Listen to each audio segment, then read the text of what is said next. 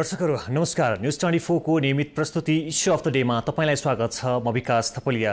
दलहरू संविधान निर्माणमा अन्तर्वस्तु र प्रक्रियालाई लिएर अन्तर्विरोध बढिरहँदाखेरि यो संवादहीनताको अवस्थासम्म पुगेको छ। यसबीचमा प्रधानमन्त्री सुशील कोइरालाले प्रमुख प्रतिपक्षी जो मोर्चा रहेको छ लोकतान्त्रिक मोर्चा उसलाई वार्तामा आउनको लागि आह्वान गरेको छ र संविधान निर्माण प्रक्रिया सहमतिकै आधारमा गर्नको लागि आह्वान गर्नुभएको छ। यसबीचमा त्रिदलीय मोर्चाले के गर्छ?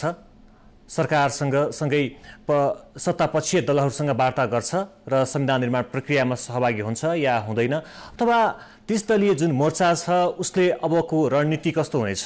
यही विषयमा आज हामी कुरा गर्नेछौँ। हाम्रो स्टुडियोमा हुनुहुन्छ संघीय सद्भावना पार्टीका अध्यक्ष अनिल सर, यहाँलाई स्वागत छ। धन्यवाद विकास। अब के हुन्छ?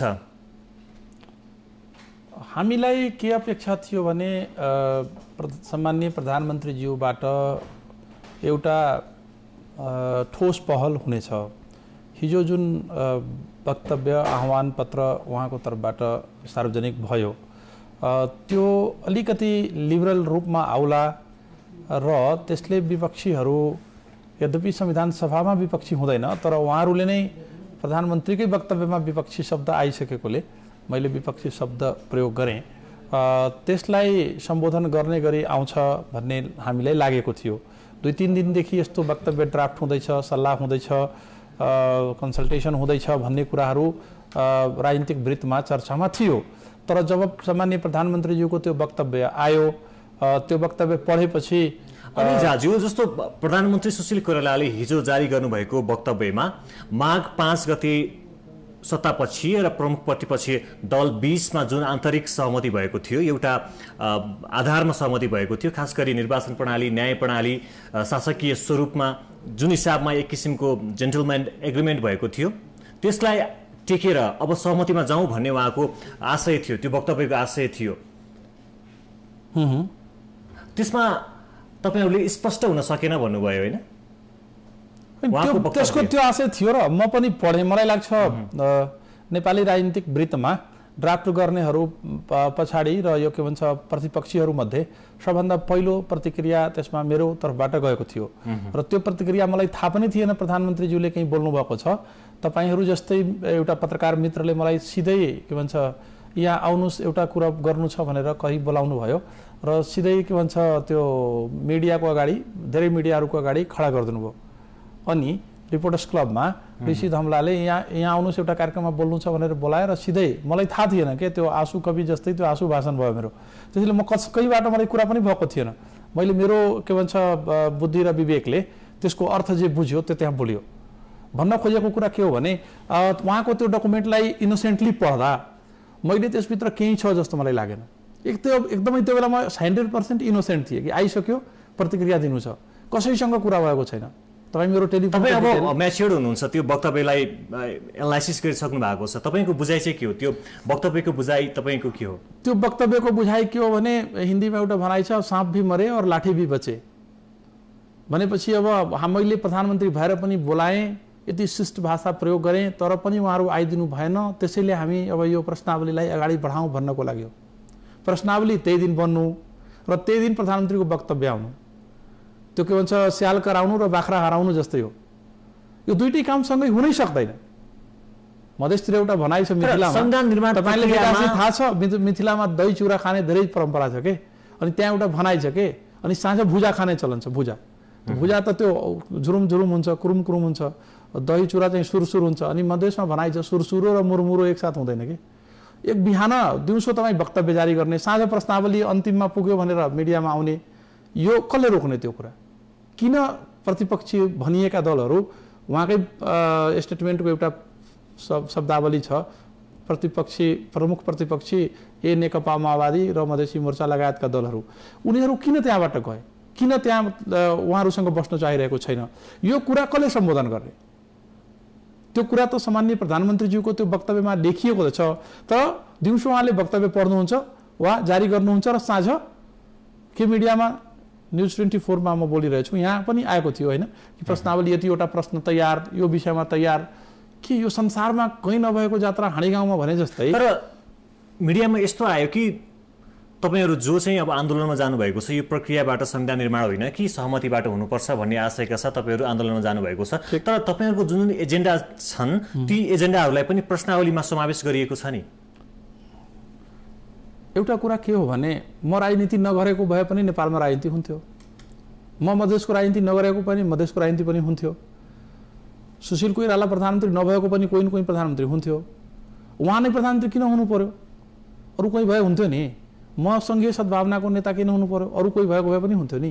अब यो त कस्तो भयो, तपाईँ नगरे पनि गरिदिएकै छौँ, तपाईँले नखाए पनि म खाइदिएकै छु, तपाईँको पेट अगाएकै होला भन्ने जस्तो भयो नि। उहाँले गरिदिएकै छ भने हाम्रो त कामै भएन नि, त गर्दै गए भइहाल्यो। तपाईँहरूको कुरा पनि मैले गरिदिएको छु भनेर यो मनोवैज्ञानिक कुरा होइन नि, यो त राजनीतिक कुरा हो, यो मनोविज्ञानको पढाइ होइन युनिभर्सिटीको। त्यसै कारणले तपाईँहरूको जे तपाईँहरूका एजेन्डाहरू छन्, मुद्दाहरू छन्, ती प्रश्नावलीमा समावेश भइसकेका छन्। यता प्रधानमन्त्री सुशील कोइरालाले वार्ताका लागि आह्वान गरिसक्नु भएको छ, औपचारिक रूपमा लिखित वक्तव्य जारी गरेर वार्तामा बोलिसक्नु भएको छ। तपाईँहरूलाई अब आन्दोलनमा गएर आफ्नो एजेन्डा स्थापित गर्नुभन्दा वार्ताको टेबलमा बसेर एजेन्डा स्थापित गर्न सहज होला नि त। यो एउटा मार्ग प्रशस्त भएको अवसर पनि हो नि। हेर्नुहोस्, त्यसो भए त यदि प्रश्नावली उहाँहरूले बनाइदिनु भएकै छ भने संविधान उहाँहरूले बनाइदिए भइहाल्यो नि। अस्ति त प्रश्नावली समिति नबनाऊ भनेर नारा जुलुस पनि भयो त्यहाँ 2-3 दिन, 10-8वटा कुर्सी पनि भाँचियो, देशको त्यत्रो ठुलो क्षति भयो। हरेक दिन 10 जना मान्छे मारिने देशमा 4-5 वर्ष पछाडि 10वटा कुर्सी भाँचिनु भनेको ठुलो अनर्थ भयो। 20 वर्ष पहिले काठमाडौँ उपत्यकाभरिका रेलिङ, फलामे रेलिङ सखाप पार्ने पार्टी भन्दैछ, 10-10वटा कुर्सी भाँचियो। यो सब त हामीले यो देशको सबै राजनीति त बुझेकै हो नि, नबुझिया त होइन। ठिक छ, कोही ठुलो दल भएको होला, कोही ठुलदाई हुन्छन् परिवारमा, तर सानोहरू सब बेवकुफ हुन्छ भने होइन, साना भाइहरू पनि बुझ्छन् कुराहरू। त्यसैले उहाँले ठुलो दल हुँदैमा कोही ती विकृत जुन शैली छन् त्यसलाई सुधार्नु पर्छ। सुधार्ने दिनमा खालि हामीले मात्र जनताको माग छ कि आफ्नो एजेन्डा जबरजस्ती लागू गर्नको लागि संविधान सभाभित्र कुर्सी फोडेर अथवा माइक्रोफोन तोडेर आफ्नो एजेन्डा स्थापित हुँदैन। त्यो कदापि हुँदैन, त्यो ठिक काम होइन। तर त्यो कसले भन्न पाउँछ? विकासजीले भन्न पाउँछ, अनिल झाले भन्न पाउँछ। मैले त्यस्तो कुनै पनि कुर्सी कहिले पनि त्यहाँ उठाएको छैन, भाँचेको पनि छैन, कलम पनि भाँचेको छैन, कुर्सी त के उठाउनु। तर जसले सहरभरिको रेलिङ सखाप पारिदियो त्यसले 10वटा कुर्सीको कुरामा दण्डित गर्ने सम्मको कुरा गर्न पाउँछ कि पाउँदैन? त्यो नैतिक अधिकार हो कि होइन? मान्छेको मासु खानेले के भन्छ ब्रोइलरको मासु खानेलाई हेप्न मिल्छ कि मिल्दैन? त्यो कुरा के हो भने सबैको राजनीति सबैले बुझेका छन्। को कति त्यागी, को कति तपस्वी, को कसरी म्यानेज गरेर पार्टी चलाएको, को के गरेको भन्ने हमाममे सबै नङ्गे हैं भने जस्तै हो। यहाँ हामी सबैले एकअर्कोलाई चिनेकै छौँ। त्यसर्थ त्यतातिर गाली गलौजतिर नजाउँ। मूल कुरा के हो भने हामी संविधान सभाको प्रश्नावली समितिले प्रश्नावली बनाइसक्यो, त्यसैमा गए के हुन्छ भन्ने हो भने एक लाइनको कुरा छ। त्यसो भए संविधान पनि बनाएर हामीलाई किन बेकार अप्ठ्यारोमा पार्ने? उहाँहरूले संविधान बनाइदिन सक्नुहुन्छ। एक तपाईँ गरेको कुरा चाहिँ राजनीतिक इगोको कुरा भयो होइन? इगो होइन नि, अहिलेसम्म राजनीतिक दलहरू बीच राजनीतिक इगोका कारणले गर्दाखेरि धेरै विषयवस्तुहरूमा ज्ञानेन्द्र शाहले देश चलाइदिएकै थिए। उनका दाजु के भन्छ वीरेन्द्र सरकारले सरकार चलाइदिएकै थिए, देश चलाइदिएकै थिए। महेन्द्रले त्योभन्दा के भन्छ बीपी पछाडि कु गरेर देश चलाइदिएकै थिए। त किन हामीले त्यस्तो गर्नु पर्यो? यो त तर्कै होइन नि। उहाँहरूको वास्तवमा तपाईँले सोधेको प्रश्न तपाईँको होइन, उहाँहरूको इच्छा पनि त्यही हो। र हो भने उहाँहरूले संविधान बनाए भइहाल्यो। हामी त भन्दैछौँ भाइ, उहाँहरूसँग त पूर्ण बहुमत छ, बहुमत पनि एकदमै प्रचण्ड 2/3 बहुमत छ। हो, त्यहाँ उहाँहरूले बनाए भइहाल्छ, उहाँहरूको हिसाबले उहाँ बनाए भइहाल्छ। उहाँहरूले बनाउँदा हामी त भनिसकेका छौँ ठिकै छ नि, अब तपाईँहरू के गर्नुहुन्छ गर्दै जानुहोस्। हामी त यस्तो अवस्था देखिएको छ कि ती सत्तापक्षीय राजनैतिक दलहरू 2/3 भन्दा बढी बहुमतको अहङ्कार र तपाईँहरूमा चाहिँ बहुमतीय दल, तपाईँहरूमा चाहिँ बहुमत संविधान सभाभित्र बहुमत दल छ तपाईँहरूसँग, उनीहरूसँग बहुमत सङ्ख्या छ। यो दुवैमा एक किसिमको घमण्ड छ, अहङ्कार छ, इगो छ। त्यस कारणले गर्दाखेरि वार्ता जुन संवादहीनता देखिएको छ, राजनीतिमा संवादहीनता देखिएको छ, यो अवस्था सिर्जना हुनुमा यो एउटा इगो पनि, राजनीतिक इगो पनि हो भनिन्छ। मलाई त्यस्तो लाग्दैन। मलाई के लाग्छ भने म त्यस बेला वा सङ्घीय सद्भावना पार्टी त्यस बेला संयुक्त लोकतान्त्रिक मधेसी मोर्चामा थिएन। तर माओवादीको उपाध्यक्ष डाक्टर बाबुराम भट्टराई नेतृत्वको सरकारको म पनि मन्त्री थिएँ। त्यस हिसाबले यदि एकछिन त्यहाँ जाने हो भने ज्येष्ठ 14 गतेको रातिको क्याबिनेटमा मैले भनेको थिएँ हामी संविधान सभा विघटनको कुरा अर्थात् के भन्छ म्याद थप्ने नथप्ने कुरा वा थप्ने कुरातिर अदालतले रोकिसकेकोले हामी के गरौँ भने संविधान सभामा जाउँ र संविधान जारी गरौँ। मैले भनेको थिएँ त्यहाँ क्याबिनेटमा, तर माओवादी र मधेसी मोर्चाको बैठकले त्यतातिर नजाने सायद निर्णय गरिसकेको थियो। त्यस बैठकमा म हुने कुरा थिएन, किनभने त्यो द्विपक्षीय बैठक थियो, मधेसी मोर्चा र माओवादीको, र हामी त्यसमा थिएनौँ, सङ्घीय सद्भावना पार्टी त्यसमा थिएन, त्यसैले म त्यहाँ थिइनँ। अनि उहाँहरूले त्यो कुरा मान्नु भएन। मैले त्यहाँ के पनि भनेको थिएँ भने सभामुख जान मान्नु भएन रे, प्रधानमन्त्रीले भन्नुभयो। मैले भने त्यसो उपसभामुख त तपाईँहरूकै छ पार्टीगत रूपमा, उहाँलाई लिएर जाउँ र 2/3 ठोकिदेऊ, मैले भनेको थिएँ। त्यस बेला उहाँहरूले त्यो काम गर्नु भएन। तर मलाई लाग्छ त्यस बेलाको मधेसी मोर्चा, जसमा अहिले म पनि छु, हाम्रो पार्टी पनि छ, र माओवादीमा त्यो पश्चाताप छ, घमण्ड छैन। त्यो बेलाको पश्चाताप छ, त्यो दिन त्यो गर्नै पर्ने थियो। अहिलेको हेरिसकेपछि त्यो दिन त्यो गर्नै पर्ने थियो, किनकि यहाँ मधेसमा एउटा अर्को पनि अहिले भन्दै हुनुहुन्छ त्यति बेला त्यो गर्नै पर्ने थियो, अहिले सत्तापक्षीले त्यही गरिदियो भने के हुन्छ?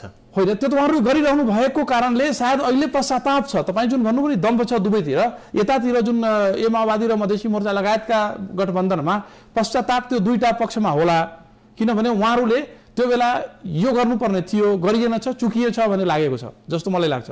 त्यो घमण्ड छैन, पश्चाताप छ। मैले भन्न खोजेको करेक्सन मात्रै गरेको तपाईँको शब्दलाई। अहिले माओवादी र मधेसी दलमा मेबी पश्चाताप होला, त्यो बेला हामीले यो काम गर्नु पर्थ्यो, हामी त सबैलाई लिएर जाने अभिमन्यु प्रवृत्ति देखायौँ, त्यसैले अहिले यो हालत भएको छ भन्ने जस्तो मलाई लाग्छ। त्यो उहाँहरू पार्टीहरू बिचमा कम्युनिकेसनै नहुने, संवादहीनता होइन, औपचारिक रूपमा जुन संवादहीनताको रूप देखिएको छ नि, यो चाहिँ निकै डरलाग्दो रूप। राजनीतिक प्रतिद्वन्दीलाई दुश्मन ठान्ने हो भने त यस्तै हुन्छ। राजनीतिक प्रतिद्वन्दी दुश्मन होइन। नेपालमा राजनीतिक प्रतिद्वन्दीलाई सत्तापक्षीय दलहरूले हात फिजाइरहेका छन्। के को हात? कस्तो हात? वार्ताको सहमतिको लागि उनीहरूले वार्तामा बस्छ, टेबलमा बस्छ भनेर हात दिइरहेका छन्। कस्तो हात? नेकपा एमालेको स्थायी कमिटीको बैठकले पनि वार्तामा बस्नु, सहमतिका लागि वार्ता गरौँ भनेर वार्ता कहाँबाट ब्रेक गरिरहेको छ। कसले के निर्णय गर्छ त्योसँग हाम्रो कुनै सरोकार हुँदैन नि। सरोकार त केसँग हुन्छ भने त्यो, तर यस्तो पनि नहोला कि तपाईहरुको एजेन्डालाई स्वीकार गर्दै आत्मसमर्पण हाम्रो एजेन्डा भनेकै छैन। No agenda sir, no agenda होइन। कुन एजेन्डाको कुरा मैले गरेको थिएँ? एजेन्डाको त कुरै छैन, प्रक्रियाको कुरा छ। जुन ठाउँबाट एउटा पार्टीको प्रमुख सचेतकको फाइललाई 2 दिनसम्म त्यहाँ पस्न नदिएपछि त्यो फाइल लिएर सभाध्यक्ष पढ्न मिल्छ कि मिल्दैन, रेफ्रीले गोल हाल्न मिल्छ कि मिल्दैन, ठेट भाषामा हामी त्यो प्रश्न गर्दैछौँ। यदि मिल्दैन भने त्यहाँबाट रेफ्रीले गरेको गोललाई माइनस गरेर काम अगाडि बढाउनुपर्छ, गोल अगाडि बढाउनुपर्छ। एक अर्थात् त्यो कुरा, त्यो प्रश्नावली समितिलाई ब्याक गर्नुपर्छ। त्यो एक कुरा हो। दोस्रो कुरा के हो भने सहमति र संवादको प्रक्रियाबाटै हामी अगाडि बढ्न चाहन्छौँ भन्ने कुरा आउनु पर्यो। दुईटा कुरा मात्रै भनेका छौँ, बाँकी त केही भनेकै छैन। अन्तरिम संविधानमा यो व्यवस्था गरिएको छ नि कि अहिले सत्तापक्षीय दलहरूले जुन प्रक्रियामा जाने सभा अध्यक्षको निर्णयलाई स्वागत गरे, समर्थन गरे, त्यसको त व्यवस्था छ नि, त्यो व्यवस्थालाई तपाईँहरूले पनि मान्नुपर्ने होइन? संविधानको व्यवस्थालाई मानेर सबै पार्टीहरू हिँड्नुपर्छ र संविधानका सबै धाराहरूको बारेमा व्याख्या हुनुपर्छ। संविधानको कुनै पनि धारामा थिएन डाक्टर बाबुराम भट्टराईको नेतृत्वको सरकार विघटन गरेर यस्तो के भन्छ रेग्मीको सरकार बनाउने, थिएन त्यस बेला। संविधानको धारा किन मानेन काङ्ग्रेस एमालेले? नम्बर 1 यो मेरो प्रश्न। नम्बर 2 संविधानको धारा त्यति मात्रै छ संविधानमा, अरू केही पनि नदेख्ने, अर्जुन दृष्टि त्यतिमा मात्रै जाने? अरू पनि धारा छ नि। संविधानको प्रस्तावनामा लेखिएको छ देशका शोषित पीडित उपेक्षितहरूलाई अधिकार सम्पन्न बनाइनेछ। त्यो संविधानको धारामा लेखिएको छ स्वायत्त मधेसी जनताको चाहना बमोजिमको स्वायत्त मधेस प्रदेश र अरू जनताको चाहना बमोजिमको अरू स्वायत्त प्रदेशहरू बनाइनेछ। त्यो पनि त्यही संविधानको धारा हो कि त्यो के ढुङ्गे धारा हो कि के भन्छ पानीको अर्को धारा हो कि ट्युबवेलको धारा हो कि के हो? त्यो पनि धारा नै हो। त्यो धारा हेर्ने कि नहेर्ने? एउटा धारा मात्रै हेर्ने? 3 ठाउँमा लेखिएको छ यो देशको चरित्रलाई समावेशी, समानुपातिक र सहभागितामूलक बनाइनेछ। शान्ति प्रक्रिया, जनयुद्ध, जनआन्दोलन, मधेस आन्दोलन सबैलाई सम्बोधन जे भन्नुभयो ती कुराहरू त सत्तापक्षीय दलहरूले पनि उल्लेख गरिरहेका छन्। सत्तापक्षीय दलले त 7 सालको क्रान्तिको उपलब्धि सब माओवादी र मधेसी मोर्चाको कारणले 7 सालमा संविधान सभाबाट संविधान बनेन, त्यो प्रधानमन्त्रीले भन्नुभएको छ। सुरु नै उहाँको ओम हामी लेख्छौँ नि श्री गणेशाय नमः, त्यहीबाट भएको छ। 7 सालको क्रान्तिको उपलब्धि गुमाउने को? त्यस बेलामा यसमध्येका कुन दल थियो? इभन एमाले पनि थिएन, नेपाली कङ्ग्रेस हो। त्यस बेला संविधान सभा नगरेको कसले हो? नेपाली कङ्ग्रेसले हो। त्यस पछाडि लगातार उहाँले विकास र के भन्छ देशलाई निकास र जनतालाई विकास भन्नुभयो। 64 वर्षको नेपालको 7 सालदेखिको इतिहासमा 32 वर्ष 2 वर्ष यता राजाले र 30 वर्ष पञ्चले 32 प्लस 32 वर्षको डेमोक्रेटिक शासन मध्ये 22 वर्षभन्दा बढी त नेपाली कांग्रेसको प्रधानमन्त्री छ। विकास कसले गर्यो? यो कुराको समीक्षा त जनताले गर्ने होइन, जनताले होइन, प्रधानमन्त्री जस्तो मान्छेले लेख्दा त त्यसको जवाब दिन सक्नुपर्छ नि। उहाँ प्रधानमन्त्री, उहाँले जे मन लाग्छ के गल्ती गर्यो विकासजी के राम्रो गर्यो भने त जनताले समीक्षा होइन। उहाँले 7 सालको क्रान्तिको सुरुवात कसले गर्यो? अहिले त्यो 7 सालको क्रान्तिबाट आफ्नो वक्तव्य पढ्ने म हो कि सामान्य प्रधानमन्त्रीजी हो? उहाँ हाम्रो लागि आदरणीय हुनुहुन्छ व्यक्तिगत रूपमा, तर उहाँको जुन वक्तव्य सुरु हुन्छ 7 सालको क्रान्तिबाट 2 प्याराग्राफमा उहाँले हामीले गाली गर्नुभएछ। तेस्रो प्याराग्राफको 3 लाइनमा उहाँले हामी छौँ यो देशमा भनेर याद गर्नुभएको छ, स्मरण गर्नुभएको छ। त्यसभन्दा मुनि फेरि उहाँले हामीलाई के भन्छ, देशप्रतिको चिन्ताको कुरा गर्नुभएछ। देशप्रति कति कसलाई चिन्ता छ हामीले खुब राम्ररी थाहा छ। कोले कति चिन्ता गरिरहेछन्, कसले कहाँ के बोले, 7 सालदेखि अहिलेसम्म कहाँ के कमिटमेन्ट गरे, त्यो सब कुरा हामीलाई पनि थाहा छ। हामी कुनै के भन्छ अराजनीतिक व्यक्ति होइन, कसैले टिपेर ल्याइदिएको पनि होइन। पोस्टर पम्पलेटिङ गर्नेदेखि लिएर माइकिङ गर्ने हुँदै पार्टीसम्मको काममा आइएको, कसैको कृपाले कुनै वंशवादको कारणले अनिल झा यहाँसम्म पुगेको होइन। म कुनै राहुल गान्धी, म कुनै के भन्छ सुशील कोइराला पनि होइन, म त आफै लड्दै पढ्दै यहाँसम्म आइपुगेको। त्यसैले यी कुराहरू थाहा छ कि उहाँलाई हामी सम्मान गर्नु एउटा विषय हो। सामान्य प्रधानमन्त्रीको वक्तव्यको भाषा शैलीमा तपाईहरुलाई एक आपत्ति रह्यो? होइन, शैली त एकदम मिठो छ, राम्रो छ, तर त्यो शब्दहरू जुन छ त्यो शब्द एक एक शब्दले बाँड छेडेको छ, बाँड छेडेको छ। होइन, दुईवटा के भन्छ अब के भन्छ नेपाली भाषाका विज्ञ मन्त्रीहरूले त्यसलाई के भन्छ फाइनल गरेको जस्तो बुझिन्छ कि भाषा एकदम राम्रो मिठो, तर के भन्छ स्विट पोइजन। सोमबार बिहान तपाईहरुको 30 दलीय मोर्चाको बैठक बस्यो हैन? लोकतान्त्रिक मोर्चाको बैठक बस्यो, संघीय लोकतान्त्रिक गठबन्धनको बैठक बस्यो। अब तपाईहरु त्यसमा चाहिँ ठ्याक्क जनताले बुझ्या छैनन्, तपाईहरुको भाषा अझै पनि न्यूजमा जे जति आइरहेको छ भनिएको छ कि अब यो गठबन्धन चाहिँ बाटामा नजाने भन्ने खालको निर्णय भएको कुराहरू आएको छ, बाहिर न्यूज आएको छ। ठ्याक्कै शब्दमा किन तपाईहरु बाटामा नजाने, अथवा स्पष्ट भएन, त्यो सम्बोधन स्पष्ट भएन, स्पष्ट के कारणले भएन? हामीलाई वार्तामा बोलाइएकै छैन त वार्तामा के जाने? बोलाएपछि नि जाने हो। तपाईँ बोलाउनु भयो, म त एकदमै गाडी र पिएसओ छोडेर दौड्दै मोटरसाइकलमा आएको, बोलाएपछि त गइहाल्ने हो नि। बालुवाटार हुँदै आएको छु म, त्यही पस्थी यहाँ नआउँथेँ, तर बोलाएपछि नै जाने हो। ढोका बन्द गरेर बोलाएर त हुँदैन। बोलाएको जस्तो गरे हो उहाँले। यसमा उहाँको के भन्छ दोष नहुन सक्छ सामान्य प्रधानमन्त्रीज्यूको, र को ड्राफ्ट गर्यो त्यो हामीलाई थाहा छ होइन। उहाँहरू एकदमै कलाकार हुनुहुन्छ भाषा शब्दको मामिलामा, शब्द ज्ञान, शब्दको कला कमान्ड एकदम राम्रो छ। त्यो हिसाबले एकदम राम्रो वक्तव्य। त्यो कला बुझ्ने तपाईहरु झन् बढी कलाकार होइन। मेरो त अब नेपाली मातृभाषा पनि होइन, तर नेपाली पढेको छु, अलिअलि बुझ्ने प्रयास गरिरहेको थिएँ। त्यसैले त्यो वक्तव्य पढ्दा त्यो के हो भने अब कम बुझ्ने नेपाली भाषा प्रष्ट बुझ्नुभयो त्यसमा यसमा बुझे जस्तो लाग्यो। अब यो के हो भने त्यो त्यो त्यो जुन ठाउँबाट डिरेल भएको हो नि प्रोसेस, वास्तवमा हामी त अरू केही भनेकै होइन नि। भित्रको कुरा त पछि हुने हो।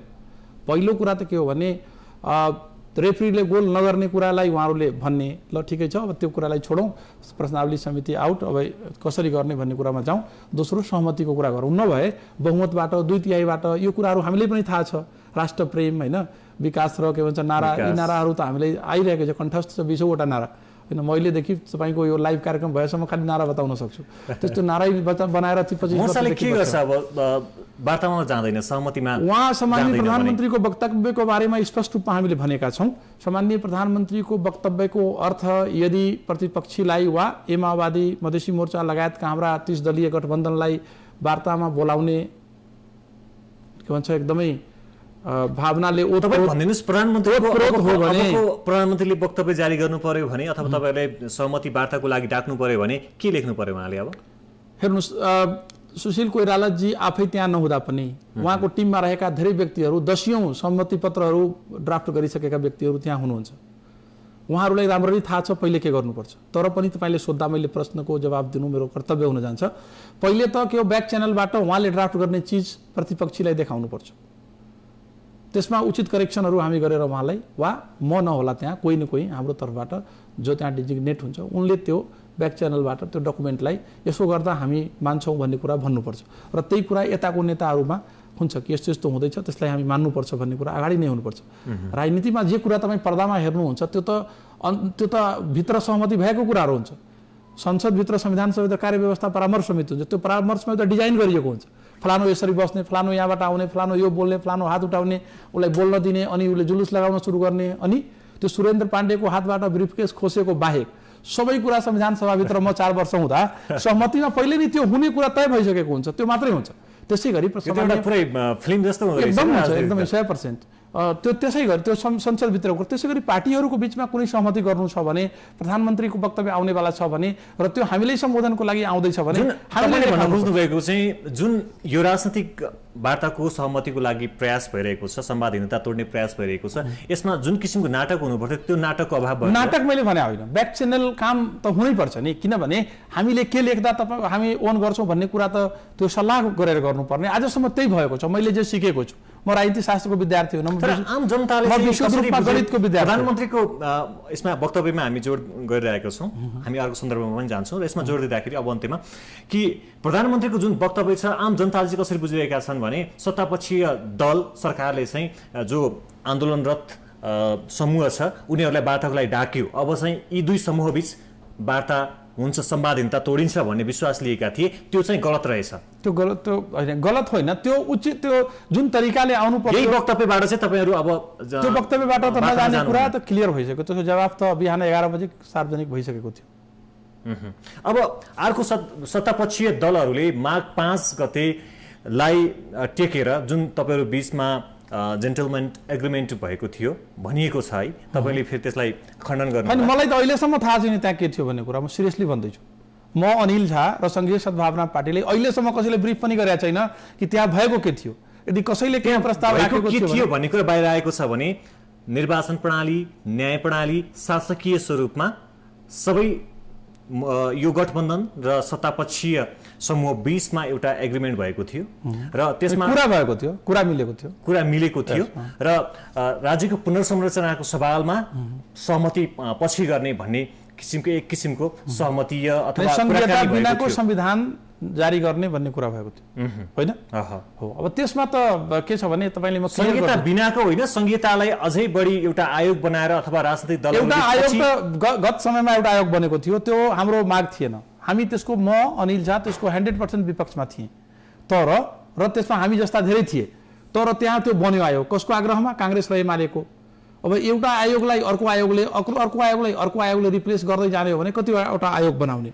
आयोग बनाउन मेरो कुनै आपत्ति भएन, तर उहाँहरूकै अनुरोधमा बनेको आयोग, उहाँहरूकै कम्पेल गरेर बनाउन लगाउनु भएको आयोगको प्रतिवेदन उहाँहरूले किन मान्नुहुन्न? त्यो प्रतिवेदन पनि माने हुन्छ नि त, त्यहाँ पनि त बहुमत थियो नि।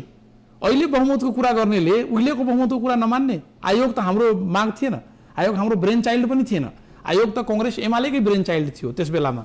आफू कमजोर हुँदा म्याउ गर्ने, आफू अलि मजबुत हुने बित्तिकै फुई गर्ने त भएन नि त। गलत जुन माघ 5 गते जुन हिसाबमा पहिलो कुरा यहाँ ल्याउँ, कुरा तपाईले सोध्नुभयो। अब त्यो संहिता बिनाको संविधान जारी गर्ने कुरा हो भने म जस्तो व्यक्तिले व्यक्तिगत कुरा गर्दैछु है, फेरि निहात व्यक्तिगत गर्ने हो भने उहाँ कांग्रेस एमालेले भन्नु पर्यो, देशलाई सम्बोधन गर्नु पर्यो फेरि एकपटक प्रधानमन्त्रीले कि अब संहिता बिनाकै संविधानमा जाउँ। हाम्रो एजेन्डा संहिता थिएन, जसको संहिता एजेन्डा थियो त्यसले अलगबाट आन्दोलन गरेर संहिता बिनाको भनिएको छैन, संहिता रहने सुनिश्चित गरिन्छ। भारतमा भाषा आयोग, त्यो त्यहाँको संविधान सभाले बनाइदिएको भाषा आयोग अहिलेसम्म रिपोर्ट दिएको छैन। भारतको संविधान सभाले बनाइदिएको भाषा आयोग, त्यसमा आशंका छ कि पछि संहिता छिमेको नि, यहाँबाट मेरो घरदेखि 3 कोस पर भारत छ हैन? हाम्रो लागि त त्यो एकदमै छिमेकी हो। मेरो आमा, मेरो श्रीमती। यो प्रस्ताव चाहिँ तपाईहरुकै मोर्चाबाट र खास गरी विजय कुमार कक्षदारबाट जो प्रभावशाली नेताले हैन, उहाँबाटै आएको अझै विजय कक्षदारजीको बारेमा वा कुनै पनि साथीको बारेमा मैले यहाँ केही भन्नु छैन। म नेतकलले के भन्यो भन्दा मधेसी जनअधिकार फोरमका अध्यक्ष उपेन्द्र यादवले भन्नुभयो कि विजय कुमार कक्षदारले कांग्रेस र एमालेको मुख बनेर त्यो प्रस्ताव पेश गर्नुभएको थियो। तपाईँ चाहिँ के भन्नुहुन्छ? मलाई त्यो पनि भन्नु छैन। म के मात्रै भन्छु भने मलाई अहिलेसम्म औपचारिक वा अनौपचारिक रूपमा कसैले यो प्रस्ताव गएको थियो भनेको पनि छैन। तपाईलाई थाहा छैन, त्यो पत्रिकाहरूमा पढेँ, त्यसलाई मैले के भन्छ औपचारिक रूपमा जवाब दिन थालेँ भने मलाई अप्ठ्यारो हुन्छ। म त्यसलाई कुनै प्रस्तावै मान्दिनँ। गफमा जे पनि कुरा कसैले भन्न सक्छ, टङ स्लिप हुन सक्छ, केही हुन सक्छ, त्यो अब विजयजीलाई नि तपाईँ सोध्नु होला। तर म के मान्छु भने त्यस्तो संविधान, संहिता बिनाको संविधान हामी ल्याउँदैछौँ, मानिदिनुहोस् भनेर कांग्रेस एमालेले हामीलाई प्रष्ट रूपमा भनिदिनु पर्यो। त्यसमा विचार गरिन्छ, विचार हुनुपर्छ भन्ने मेरो मान्यता हो। बरु त्यो उहाँहरूले भन्नु पर्यो, आफ्नो कुरा स्पष्ट राख्नु पर्यो के चिची पनि पापा पनि हुँदैन। संहिता बिनाकै संविधान उहाँहरूको अभिष्ट हो भने त्यसमा हामी पुनर्विचार गर्न सक्छौँ। किनभने मेरो नेता संहिता बिनाको संविधानको कल्पना गरिरहेका छन्। राज्यको पुनर्संरचनाको सवालमा उनीहरूले 72 वटा प्रश्नावली निर्माण गरेका छन्, यहाँलाई थाहा छ नि? सुन्दैछु उहाँले केही गरिरहनु भएको छ त्यसमा अघिल्लो संविधान सभाले निर्माण गरेको एउटा समिति जसले 14 वटा प्रदेशको चाहिँ कल्पना गरेको थियो, त्यसपछिको आयोग जुन निर्माण गरेको त्यसले 11 वटा र नोट अफ डिसेन्टमा 5 वटा भनेको त्यो सबै जुन जुन प्रस्ताव गरिएको थियो तपाईहरूले गरेका प्रस्तावहरूलाई पनि त्यसमा समावेश गरिएको छ भनेको तपाईहरू त्यसमा जान सक्नुहुन्छ, बहस गर्न सक्नुहुन्छ। त्यो त हुँदैन। एक लाइनमा म भन्दै तपाईले त्यो हुँदैन। एक लाइनमा त्यो उहाँ जे गरे पनि जस्तो गरे पनि सुन चाँदी हैन समग्र मधेस एउटै प्रदेश राखे पनि त्यसमा गइदैन। त्यो प्रश्नावली समितिमा जानुको मतलब त के हो भने बरु राजनीति छोड्नु राम्रो हुन्छ, त्यहाँ जानु हुँदैन। नैतिकता पनि त हुन्छ नि केही कुरा। तपाईले पटक पटक डिनाउन्स गरेको चिजमा जाने हो भने त्यो तपाईको सम्बन्धित व्यक्तिको वा सम्बन्धित पार्टीको सम्बन्धित गठबन्धनको सम्बन्धित टिमको के भन्छ नैतिकताको पराकाष्ठा नागेको हुन्छ। त्यसैले त्यसमा जाने राजनीतिमा अडानको पनि ठुलो महत्त्व हुन्छ। सिद्धान्त खास गरी 5 वटा जिल्लाहरूको सीमाङ्कनका विषयलाई लिएर अलि बढी विवाद भएको हो भनिएको छ। झापा, मोरङ 5 वटा होइन 6 वटा जिल्लाको उदयपुरको केही भाग र के भन्छ सुर्खेतको पनि केही भाग हो। राज्य पुनर्संरचना आयोगको प्रतिवेदनमा संयुक्त लोकतान्त्रिक मधेसी मोर्चा आइसकेको छ। अर्थात् समग्र मधेस एक प्रदेशलाई उले आफ्नो अहिलेको म्यान्डेटको आधारमा 2टा मधेस एक प्रकारले इन्डाइरेक्टली त्यसलाई स्वीकारिसकेको छ। त्यसमा पनि नहुने हो भने अरू कसैसँग सहमति भए पनि मधेसीहरूसँग यो राज्यको सहमति हुँदैन। कांग्रेस एमालेको सहमति अप्ठ्यारो हुन्छ। व्यक्तिको रूपमा मलाई नि लाला हैन, मै के भन्छ बिग्न सक्छु। यो विषयलाई पछि हल गरौँ। तर मधेसले त्यसलाई स्वीकार्दैन। जुन जुन सभामा सहमति भएका छन्, राज्यको पुनर्संरचनामा पनि जुन जुन विषयसम्म सहमति भएको छ, विवादित विषयलाई पछि हल गर्ने गरी संहिताका पनि यो देशमा सबै विवादित विषयहरूलाई समेट्दै अन्यथा नमान्ने हो भने म अनिल झा 46 को आन्दोलनको एउटा के भन्छ सिपाही, 62-63 को आन्दोलनको एउटा कमान्डर हैन र तपाई प्रभावशाली होइन न मेरो प्रभाव भएको भए त चुनाव जितेर आउँथे नि, त्यतातिर नजाउँ। म अहिले मधेसमा तपाई जतिलाई देखिरहनु भएछ नि, मधेसवादी राजनीतिमा सबैभन्दा बढी दिनदेखि काम गरेको 46 साल चैत्र 1 गतेदेखि मधेसको लागि काम गरेको व्यक्ति म तपाईलाई सिरियसली भन्दैछु। मधेसले मैले स्वीकारे पनि मधेसले स्वीकार्दैन। 62-63 को आन्दोलनको एउटा घटक थियो। एक मिनट विकासजी, 62-63 को आन्दोलनको एउटा घटक थियो नेसपा आनन्दी देवी। म त्यसको सहमहामन्त्री थिएँ, कार्यदलमा थिएँ। सिटौला हैन, नेम्माङ र म, अरू साथी रमेश लेखक, हामी 7 पार्टीको 7 जना र पछि माओवादी त्यहाँ थियौँ। हामी नोट अफ डिसेन्ट सहित अन्तरिम संविधान मान्यौँ। तपाईलाई थाहा छ त्यसको भोलिपल्ट फोरम जो केही पनि थिएन, कसैले उपेन्द्र यादवलाई चिनेको थिएन, एमालेको जिल्ला कमिटी सदस्य हैन, ए माओवादीको एउटा कार्यकर्ता, त्यो मान्छेले संविधानको के भन्छ त्यो अन्तरिम संविधान चलायो। हामी गल्ती गर्यौं, त्यही दिन हामी के भन्छ त्यो कुरालाई डिनाउन्स गरेको र हामी पनि त्यसलाई अगाडि बढाएको भए सायद फोरमको जन्म हुने थिएन। अहिले भएका 8 वटा मधेसवादी दलहरू संविधान सभाभित्रका सबैले माने, सबै मधेसी जो संविधान सभामा छन् उनी माने। जयचन्द्र वीर जाफरहरू भारततिर भन्छन् त्यस्तो काम गरे भने मधेसमा नयाँ शक्ति एनी मोमेन्ट एनी सेकेन्ड एक पलभित्र हैन त्यो एउटा नयाँ शक्तिको उदय हुन्छ। र हिजोको त्यो नेसपा आनन्दी देवी, अहिलेको म जस्तो संघीय सद्भावनाको हालत जस्तो यो सब मधेसी मोर्चाभित्रका प्रभावशाली, महाप्रभावशाली, अत्यन्त प्रभावशाली, अत्यन्त त्यागी, अत्यन्त महान मण्डेलादेखि गान्धी सबैको हाल त्यस्तो बेहाल हुन्छ। त्यसैले कोही पनि राजनीतिकर्मी आफ्नो डेथ स्लिपमा सही गर्दैन र अनिल झा त यतिकै मरेको जस्तो भइसकेको अवस्था छ हैन। हामी झन् किन गर्छौँ? तपाईकै भनाइले जोड्दै कि कतिपय राजनीतिक विश्लेषकहरू भने गर्छन् कि तपाईहरुलाई तितो लाग्न सक्छ कि सत्तापक्षीय दलहरू जसलाई मधेसी जनताले पनि पत्याए र उनीहरूलाई भोट दिए, धेरै पत्याए, तपाईहरुको एजेन्डालाई पुरस्कृत गरिदिए है। अब उनीहरूलाई पत्याए, उनीहरूलाई प्रतिनिधि बनाएर संविधान सभामा पठाए भने उनीहरूको भावनालाई कदर गर्ने कि नगर्ने? होइन, म भन्दैछु त्यसैले उहाँहरूले संविधान बनाए भइहाल्यो नि बाबा। हामी त्यहाँ किन चाहियो? यो बिरालो बाँधेरै पूजा गर्ने प्रचलन किन? उहाँहरू त अहिले पुरै रन मधेसका जनताको भावनालाई कदर गर्दै ती प्रतिनिधिहरूका निर्णयलाई कदर हामी कहाँ कदर नगरेको उहाँहरूले बनाए भइहाल्यो नि त हामी त भन्दैछु म तपाईँको स्क्रिनमा लाइभ बोल्दैछु मलाई उहाँहरूले संविधान गाँजा खाएर बोलेको होइन म सुपारी पनि खाएको छैन होइन उहाँहरूले तपाईँले भने जस्तै संविधान बनाए निर्माण गरे भने तपाईँले फेरि तराई मधेसमा गएर आगो बाल्नुहुन्न अथवा त्यो संविधान त विरुद्ध गर्नुहुन्न हामीले बाल्यो भने एउटा मसाल बाल्ने हो नि आगो त बाल्नलाई त धेरै जनता चाहिन्छ यदि जनता आगो बाल्छन् भने हामी जनताको तपाईँले भने जस्तै कम के भन्छ स्नेह पाएको पार्टी वा नेताहरू हो होइन त्यसैले जसलाई बढी जनमत प्राप्त छ उनले संविधान बनाए भो नि त मेरो क्षेत्रबाट माधव नेपाल चुनाव जित्नुभयो उहाँलाई हिम्मत छ भने गौरमा गएर भन्नु पर्यो नि संहिता बिनाको संविधान लिएर जान्छौ तिमीहरू मान्देऊ अनि उहाँको हालत के हुन्छ तपाईँको त्यहाँ न्युज 24 छँदै होला क्यामेरा लिएर पठाइदिनु होला त्यसपछिको स्थिति लाइभ देखाउनु नेपालहरूले पनि भन्नुभएको छैन कि संहिता बिनाको संविधान ल्याउँछु उहाँले त त्यो कहिले पनि भन्नुभएको छैन संहिताको छत विछत रूप भन्दा होइन लास लिन्छौ कि के भन्छ लास पनि लिँदैनौ भन्ने कुरा सोध्ने हो कसैसँग मान्छे अपहरण गरेर लाने अनि लास लिने कि लास पनि नलिने भनेर सोध्न आयो भने के जवाब दिने उसको परिवारले के जवाब दिन्छ संहिता भनेको त्यो हो संहिताको लास हात खुट्टा हृदय होइन काँच सबै तपाईँले भनेको ढाँचा अनुसारको संघीयता चाहिँ त्यो पूर्ण स्वस्थ संघीयता तपाईँहरूले अस्वीकार गरेको चाहिँ लास हुन्छ र जहाँसम्म पहिलो यसभन्दा पहिलेको एउटा कुरा यहाँ भनिहालौँ तर छुट्ला सायद एउटा कुरा के हो भने यहाँले भन्नु पनि यस्तो जनताले पत्याएको पार्टीहरू छ तपाईँहरूले त्यसलाई के भन्छ किन तिरस्कार गर्दै हुनुहुन्छ त्यसको बारेमा मैले सधैँ भन्ने गरेको छु यस्तै साथीहरूले सोध्नुहुन्छ कि गाईको आफ्नो धर्म हुन्छ हिन्दूको आफ्नो धर्म छ हिन्दूले के भन्छ एक प्रकारले शपथ लिएको छ म गाईको मासु खान्न गाईलाई कुट्दिनँ गाईले त्यो कसम खाएको छैन गाईका सन्तान साँढेले पनि त्यो के भन्छ सौगन्ध त्यो के भन्छ एउटा शपथ लिएको छैन त्यसैले साँढेले मान्छेलाई गोज्छ गाईले पनि कहिले काहीँ के भन्छ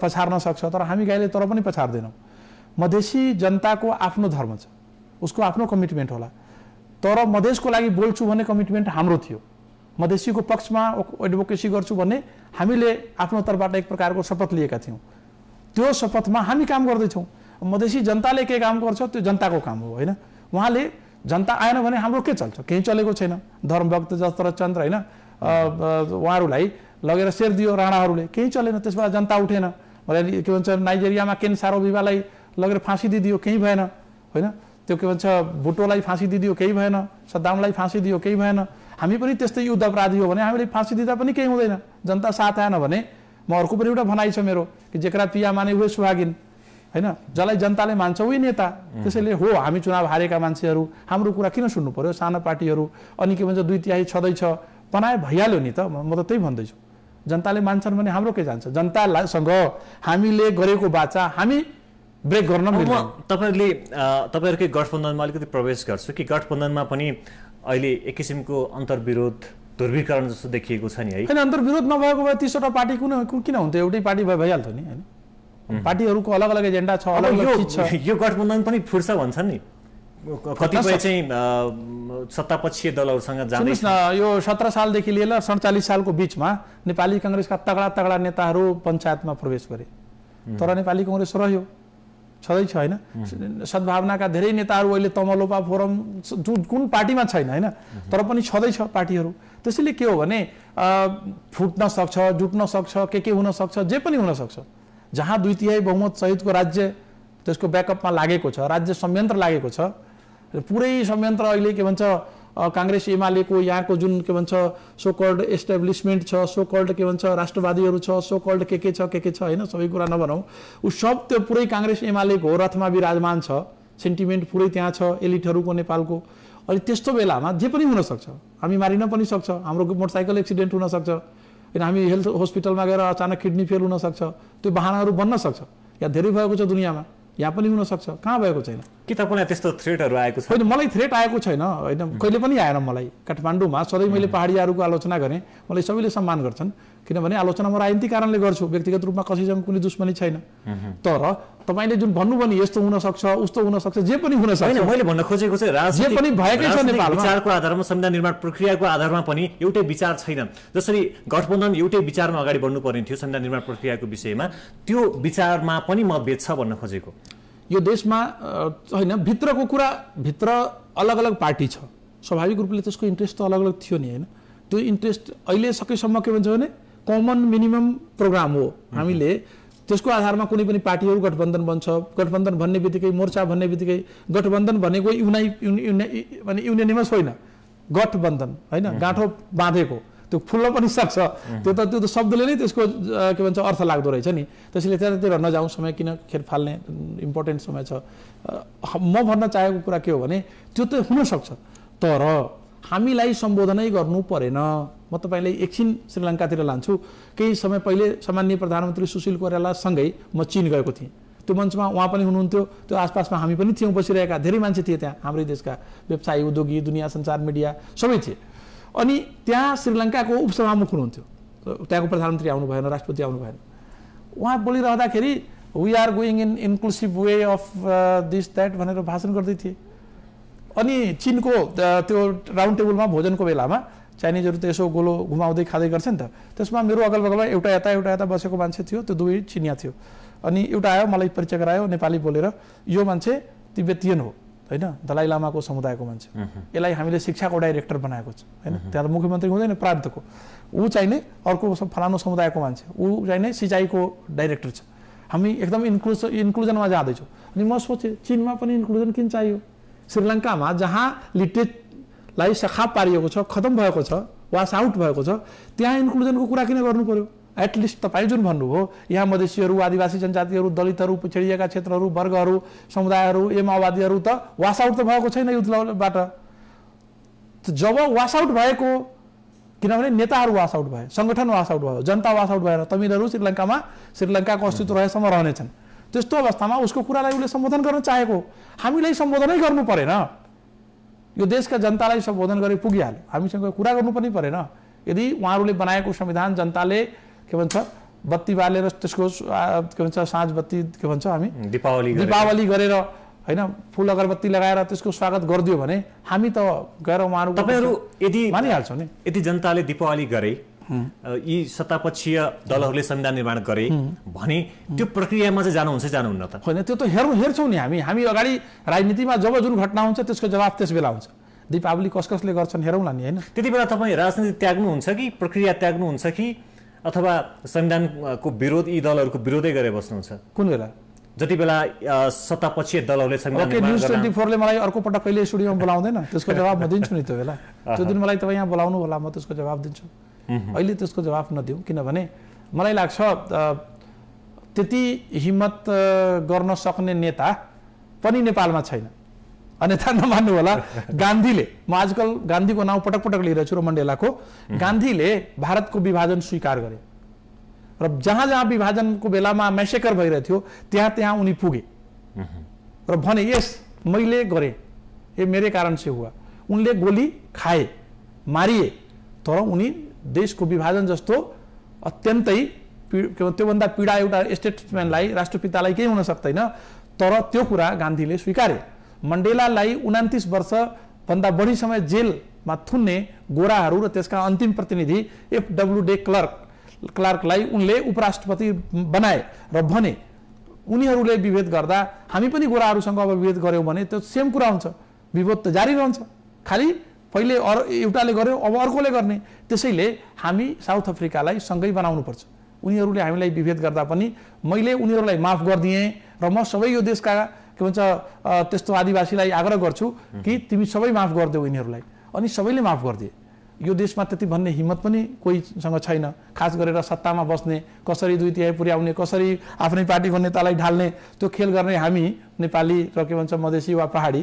त्यसमा सबै हामी एक छौँ हेर्नुहोस् अरूमा विभेद छ तर यस मामिलामा हामी सबै एक छौँ त्यसैले त्यस्तो नेताहरूलाई त्यो पनि हिम्मत छैन हामीमा संसारमा धेरै नेताहरूले धेरै निर्णय गरे त्यो अप्रिय पनि थियो प्रिय पनि थियो राम्रो पनि थियो नराम्रो पनि थियो फाइदा पनि भयो घाटा पनि भयो व्यक्तिलाई देशलाई समाजलाई बीपीले 36 सालमा जनमत संग्रह स्वीकार्नु भयो 37 मा हारियो तर पनि उहाँले यस स्वीकार्नु भयो ठीक छ हार भयो हार उहाँले नस्वीकारेको भए पनि हार नै हुन्थ्यो तर 45 लाखको मतमध्ये 20 लाख डेमोक्रेट मत त आयो नि सबै पञ्चले एकतर्फी रूपमा गराएको इलेक्सनमा पनि 45 लाखको विरुद्धमा मध्ये 20 लाख मत आउनु ठुलो कुरा उहाँले मान्नुभयो र त्यसै कारणले 10 वर्षपछि स्वतः परिवर्तन भयो त्यसैले नेताले गल्ती कुरालाई पनि स्वीकार्छन्, नेताले कमी कमजोरी पनि स्वीकार्छन् र अप्रिय निर्णय पनि गर्छन्। त्यो साहस गर्न, त्यो हिम्मत त गर्नु पर्यो नि त काङ्ग्रेसले। उदार भावना देखाउनु भयो, यो तपाईँको उदारताको एउटा उदाहरण पनि हो। अब संविधान सभाभित्र चाहिँ कहिलेसम्म नाराबाजी गरेर बसिरहनुहुन्छ? 2 वर्षको लागि बनेको संविधान सभा 4 वर्षसम्म सार्दै काङ्ग्रेस एमालेको अनुकूल नभएकोले त्यसलाई के भन्छ अन्त्यमा लगेर जुन यो कम्युनिस्टहरूले उहिले भन्थ्यो संसदीय भाषमा के भन्छ भाषी, त्यतातिर उनीहरू के भन्छ सब देशलाई लगेर उहाँहरूले भाष्दा केही नहुने होइन। अनि त्यो त्यो त्यो फेरि म एउटा हिन्दीको कहावततिर लान्छु। हिन्दीमा एउटा भनाइ छ, मेरा पाँव पाँव तेरा पाँव चरण, चरण भन्छ नि। अनि मेरी बोली बोली और तेरी बोली वचन, वचन भनेको त्यो गुरुद्वाराहरूमा जुन त्यो गुरुहरूले हामी के भन्छौँ महावाणी प्रवचनलाई वचन भन्छन् होइन, गुरुवचन। त्यो चाहिँ नि एकदमै पवित्र वाणी वचन भनेको होइन। त त्यो यो स्ट्यान्डर्डले त काम चल्दैन नि। उहाँहरूले जे गर्दा पनि हुने होइन। जेष्ठ 14 गतेको दिनमा सभामुखज्यू उहाँ मेरो एकदमै आदरणीय प्रिय र मलाई गुण लगाएको मान्छे हो, तर उहाँ के भन्छ त्यो दिन संविधान सभामा जानै नहुने, त्यहाँ के भएको जस्तो। अहिले के भन्छ उहाँ आइतबार भीष्म प्रतिज्ञा गरे 1 2 3 हुन्छ। भीष्म प्रतिज्ञा पछि के हुन्छ? महाभारत हुन्छ। भीष्म प्रतिज्ञा पछि के हुन्छ? महाभारत हुन्छ। हेर्नुहोस्, अन्यथा यसले नमान्नु होला। भीष्म प्रतिज्ञा उहाँले गर्नुभयो, आइतबार 1 बजे झन्डा उहाँले हाल्नु होइन, एउटा हुन्छ नि एउटा झगडियाले। ल भीष्म प्रतिज्ञा त सुरुमा डाक्टर बाबुराम भट्टराई तपाईँकै मोर्चाको नेताले गर्नुभएको होइन, ठिक छ, बाबुराम भट्टराईले गर्नुभएको होला, तर पछिल्लो समयमा भीष्म प्रतिज्ञा त हाम्रो सभामुखज्यूले गर्नुभयो। उहाँ जस्तो लिबरल व्यक्तिलाई त्यसले घाटा गरेको छ। तपाईँहरू विरोध गर्दै जाने, उहाँहरू प्रक्रियामा संविधान निर्माणतर्फ अगाडि बढ्दै जाने, यो सिलसिला र संवादहीनताको सिलसिला सँगै प्रधानमन्त्री सुशील कोइरालाले भने जस्तो त्यसलाई विकास र निकास चाहिएको छ। अबको निकास चाहिँ के देख्नुहुन्छ? अबको निकास भनेको त्यही, अब उहाँहरू 5 गते भन्नुहुन्छ, तर म भन्छु 5 गते मलाई थाहा छैन, 4 गतेतिर फर्कियो भने हुन्छ। 4 गते किन? 4 गतेको अवस्थामा, 4 गते त फेरि आउँदैन माघ 4 गते, तर 4 गतेको जुन अवस्था थियो त्यतासम्म फर्कियो भन्ने कुरा अगाडि बढ्न सक्छ। 5 गते कन्ट्रोभर्सियल छ, मलाई थाहा छैन, त्यतातिर नजाउँ। 4 गतिमा तपाईँलाई के चाहिँ हुनुपर्छ? होइन, 4 गतेको जस्तो स्थिति बनाएर फेरि सल्लाह गर्दै जाने हो भने केही पनि गर्नु परेन। भनेको अहिले जे जति प्रक्रियाहरू छ त्यसलाई भङ्ग गर्नु पर्यो। भङ्ग कहाँ गर्न भनेको? गलत प्रक्रियाहरूलाई करेक्सन गर्नु पर्यो भनेको। यो जुन प्रक्रिया सभामुख सुभाष चन्द्र नेमाङले सुरुवात गर्नुभएको छ होइन, उहाँले गर्ने कामै थिएन। प्रस्ताव निर्माण समिति गठन गरेर उहाँप्रति सम्मान व्यक्त गर्दै म के भन्छु भने यसले उहाँलाई घाटा पुर्याएको छ। उहाँलाई धेरै घाटा भएको छ। म उहाँको कस्तो देशमा यदि 20 जना बहुतै उहाँको सिम्पेथाइजर छ भने Anil Jha is one of them. म टेलिभिजनमा बोल्दैछु, तर उहाँलाई साँच्चीकै धेरै घाटा। कस्तो घाटा पुर्याएको छ? मधेस नबने पनि हामी यही देशमा रहन्छौँ होइन, र त्यसले मधेसीहरूलाई बढी माइलेज दिनेछ नेताहरूलाई। त्यसले आन्दोलन र एजेन्डा बाँकी रहनेछ, तर सुभाष नेमाङलाई घाटा भएको छ। कस्तो घाटा हुनेछ त्यो उहाँलाई म एक्लैमा बताइदिन्छु, तपाईँ यहाँ मिडियामा नबताउँ। एक्लै भन्नुहुन्छ? जनतालाई भन्दा तपाईँ त जनताको नेता होइन, जनतालाई त म भने नि घाटा हुन्छ, किनभने एउटा ठुलो तबका, यो देशको एउटा ठुलो सभा अध्यक्षलाई कस्तो घाटा हुन्छ? हेर्नुहोस्, एउटा ठुलो तबका यो देशमा इन्टिग्रिटी, नेसनल इन्टिग्रिटी भएका केही व्यक्तिहरूमध्ये सुभाष चन्द्र नेमाङ पनि एकजना हुनुहुन्थ्यो। त्यो नेसनल इन्टिग्रिटी उहाँबाट ब्रेक भएको छ, उहाँबाट हटेको छ। उहाँ एउटा पार्टीको नेता जस्तो एक्ट गर्नुभयो, त्यो त्यो त्यो त्यो देशमा लागेको छ। त्यसले उहाँलाई बढी घाटा भएको छ। मैले अब प्रस्ताव निर्माण समिति तपाईँहरू अब वार्ताको प्रक्रियामा जाँदाखेरि यदि तपाईँहरूले भने जस्तै लचकता प्रदर्शन गरेर प्रधानमन्त्री अथवा सरकारबाट वार्ताको आह्वान भयो भने प्रस्ताव निर्माण जुन समिति छ यसबारेमा तपाईँहरूको धारणा के हुन्छ? त्यो त हुँदैन, त्यो चल्दैन, त्यसलाई त ब्याक गर्नु, त्यसलाई खारेज गर्नुपर्छ। खारेज म किन भन्ने, फेरि उहाँले रिस उठ्ला होइन। त्योभन्दा अगाडिको स्थितिबाट सुरु गर्नुपर्छ। यो त हाम्रो त्यसमा हाम्रो पार्ट एन्ड पार्सियल छँदै छैन। त्यसलाई हामी कुनै पनि हालतमा पुरै फेरि रिभर्स हुनुपर्ने भयो होइन? रिभर्स त कुनै पनि चिज हुँदैन, तर त्यो बाटो ठिक भएन, अर्को बाटोबाट जानु पर्यो। त्यत्रो 2/3 भन्दा बढी सभासदहरूले उहाँहरूले त अगाडि बढाएको पनि रिभर्स हुन्छ होइन? त्यो हो भने उहाँहरू त्यो प्रक्रियाले सिधै अगाडि लिएर जाने। मन लागे हामी त्यहाँ जोइन गर्छौँ, मन नलागे गर्दैनौँ, त्यति गरे हुन्छ नि त। मैले गरिनै पर्छ भने होइन नि। यदि तपाईँले मलाई सोध्नुभयो यदि तपाईँ चिया खानुहुन्छ भने कस्तो चिया खाने, अब यदि म डायबिटिक भएको भए म त चिनी नभएको खान्छु, होइन तपाईँ चिनी भएकै खानुपर्छ भन्नु त पाइन्न नि। या त तपाईँले चिया अफर नगर्ने, वा त मैले भने जस्तो खुवाउने, या त नखुवाउने। करिब अन्त्यमा छु र म तपाईँलाई जिज्ञासा राख्न चाहन्छु यो कि एकीकृत नेकपा माओवादीप्रति तपाईँहरूको विश्वास कतिको छ? हेर्नुहोस् यो विश्वास र विश्वास नेतृत्व अहिले एकीकृत नेकपा माओवादीले गरिरहेको छ यो गठबन्धनलाई। हेर्नुहोस् यो माओवादी प्रति कुनै मैले उहाँलाई चेक काटेर दिएको छैन कि विश्वास गर्नुपर्ने हो। यो के हो भने यो मोर्चा गठबन्धन भनेको एउटा सर्टेन कुरा हाम्रो उहाँहरूले मानिदिनु भएको छ, उहाँको कुरा हामी मानिदिएका छौँ। You scratch my back, I scratch yours, होइन? त्यो स्थिति हो। हामी दुवै कमजोर छौँ, त्यसै कमजोरका साथी भएका छौँ। त्यसैले हाम्रा कुराहरू नमिलेको पनि हुनसक्छ। विश्वासको के काम त्यहाँ? कुनै लेनदेनको सम्बन्ध छैन। प्रष्ट रूपमा हामीले राजनीतिक एजेन्डाहरू मिलाएर सेट गरेर यो हिसाबले जाउँ न त भनेर सल्लाह गरेर गएको हो। यति धेरै विश्वास भएको आजको यो अन्तर्वार्ताको क्रममा करिब 3वटा विषयहरू उठान भए होइन? एउटा चाहिँ प्रधानमन्त्री सुशील कोइराला अर्थात् सरकारले योभन्दा बढी लचकता प्रदर्शन गरेर तपाईँहरूसँग सरसल्लाह गरेर आफ्नो एउटा वक्तव्य जारी गर्नु पर्यो, एउटा त्यो भयो। अर्को चाहिँ संविधान सभाभित्र जुन प्रस्ताव निर्माण समिति गठन गरिएको छ यस विषयमा पुनर्मूल्याङ्कन हुनु पर्यो, त्यसलाई विपक्षी मोर्चाले मान्दैन। त्यसलाई मान्दैन, त्यसो भए खारेज हुनु पर्यो। मान्दैन भन्दा हुन्छ, उहाँले अर्को विकल्प खोज्नुहुन्छ नि त। उहाँहरू जसले सुरु गर्यो उसले करेक्सन गर्छ नि त। मानव यो होलभित्रको तपाईँले यो टेबुल ल्याउनु भएछ, कसरी निकाल्ने भने तपाईँलाई थाहा होला। त्यसैले मलाई त थाहा छैन। र अर्को चाहिँ संघीयताको मामिलामा तपाईँहरूले जे भन्यो त्यही नै ठ्याक्कै लागू हुनु पर्यो। त्यो होइन। या त के भन्छ अहिलेको अन्तरिम संविधान वा विभिन्न सम्झौता सहमतिहरू वा राज्य पुनर्संरचना आयोग वा विगतको के भन्छ राज्य पुनर्संरचना समिति वा उचित समयमा विभिन्न दलहरूले राखेका कुराहरूलाई मिलाएर लाने हो। कसैले पकेटबाट निकाल्यो, दुई पार्टी सहमत भएर एउटा चिज दियो लहरमा, त्यसलाई मानेर जाने। धेरै कतिपय हामी अन्त्यमा पनि छौँ, तै पनि राख्न चाहन्छु कि यो संघीयता अथवा संघीयतामा सीमाङ्कन होइन, यी सवालहरू चाहिँ राजनीतिक नेताहरूलाई बढी थाहा हुन्छ कि यो भूगोल पढेका जानेका विज्ञहरूलाई बढी थाहा हुन्छ? अब समय छैन, यसमा अर्को दिन बहस गरौँला। तर संघीयता नेपालमा यो नेपालको टेरिटोरी काठमाडौँबाट कन्ट्रोल नभएको कारणले बनाउन लागेको होइन। यो त विभेदहरूलाई कम गर्ने एउटा टुलको रूपमा स्वर्गीय गजेन्द्र नारायण सिंहको नेतृत्वमा स्थापित भएको नेपाल संघीयता पार्टीले सुरु गरेको। सङ्घको सङ्ख्यामा तपाईँहरू बिचमा विवाद छ, सीमाङ्कनको विषयमा विवाद छ, तर त्यो सङ्घमा पावर कति सेयर गर्ने भन्नेमा कहिल्यै तपाईँहरू छिर्नु भएको छ? त्यो त अब के भन्छ, अब ढोकाबाट भित्र पसेपछि नि बाँकी कुरा हुन्छ।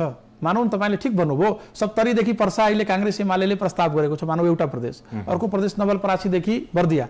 मैले ल ठिकै छ, अब भ्याटबाट आउने पैसा जति प्रदेशलाई हुने, भन्सारबाट आएको पैसा जति प्रदेशलाई हुने र आत्मनिर्णयको अधिकार र स्वायत्ताको पनि अधिकार दिने भने के उहाँहरूले मान्नुहुन्छ? मान्नुहुन्न। मलाई 100% विश्वास छ उहाँ 1% मान्नुहुन्न। त्यसैले तपाईँले ठिक भन्नुभयो, धेरै कुरा त अहिले गर्न बाँकी नै छ। अहिले त सुरुको कुरा नै भएको छैन, ढोकै खुल्या छैन, उग्रिया छैन पर्दा, ढोकामा भोटे तालसा लागेको छ राजनीति। त्यो परिस्थिति भयो। यो खोल्नुहोस्, हामी कामना गर्न चाहन्छौँ आम जनताको तर्फबाट। धन्यवाद तपाईँलाई र न्युज 24 परिवारलाई हाम्रा कुराहरू राख्न मौका दिनुभयो र अमूल्य समय दिनुभयोस् र विचार राखिदिनु भयो। धेरै धेरै धन्यवाद दिन चाहन्छु। र दर्शकहरू, उहाँ हुन्थ्यो सङ्घीय सद्भावना पार्टीका अध्यक्ष अनिल झा। आजको यो कुराकानी यहीँ सकिन्छ। हामी निरन्तर न्युजमा छौँ। नमस्कार।